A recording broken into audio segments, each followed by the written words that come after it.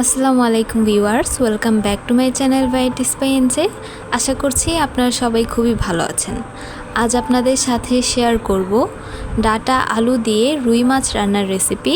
তো চলুন কথা না বাড়িয়ে দেখে নেওয়া যাক কিভাবে রান্না করতে হয়।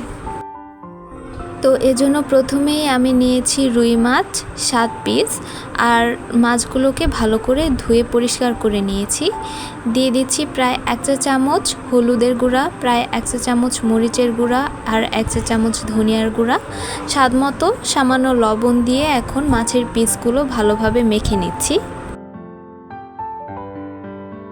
মেখে নেওয়া হয়ে গেলে এই মাছের পিসগুলোকে আমি হালকা ভেজে নিব।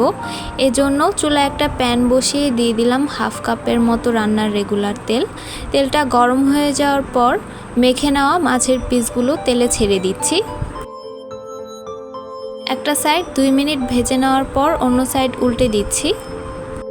প্রতি পাশে 2 মিনিট করে ভেজে নিতে হবে। তো মাছের পিসগুলো ভেজে নেওয়া হয়ে গেছে, এখন একটা বাটিতে তুলে নিচ্ছি। তুলে নেওয়া হয়ে গেলে ওই সেম তেলেই দিয়ে দিচ্ছি হাফ কাপ পেঁয়াজ কুচি। পেঁয়াজগুলো হালকা সফট হয়ে যাওয়া পর্যন্ত ভেজে নিচ্ছি।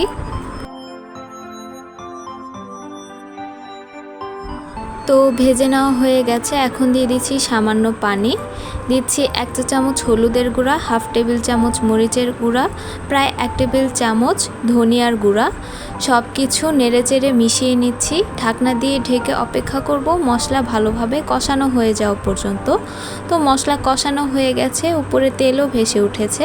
এখন দিয়ে দিলাম কেটে ধুয়ে নেওয়া একটা মাঝারি সাইজের আলু আর ডাটা। এখন সব কিছু ভালোভাবে একসাথে নেড়ে মিশিয়ে নিচ্ছি। সামান্য পানি দিয়ে ঢাকনা দিয়ে ঢেকে দিচ্ছি কষানো হয়ে যাওয়া পর্যন্ত। তো কষানো হয়ে গেছে, আপনারা দেখতেই পাচ্ছেন। এখন ঝোলের জন্য দিয়ে দিচ্ছি পানি। নেড়ে মিশিয়ে ঢাকনা দিয়ে ঢেকে দিব ভালো করে বলক চলে আসা পর্যন্ত।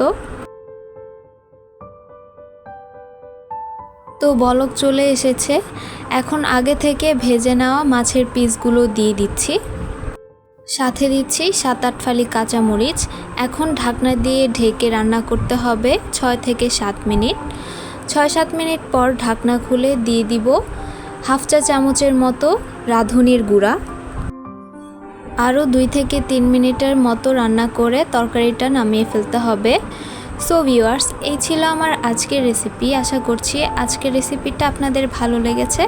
ভালো লেগে থাকলে ভিডিওটাতে একটা লাইক দিয়ে দিবেন। আমার চ্যানেলে নিউ হয়ে থাকলে সাবস্ক্রাইব করে প্লিজ আমাকে সাপোর্ট করবেন। আজকের মতো এখানেই বিদায় নিচ্ছি। আল্লাহ হাফেজ।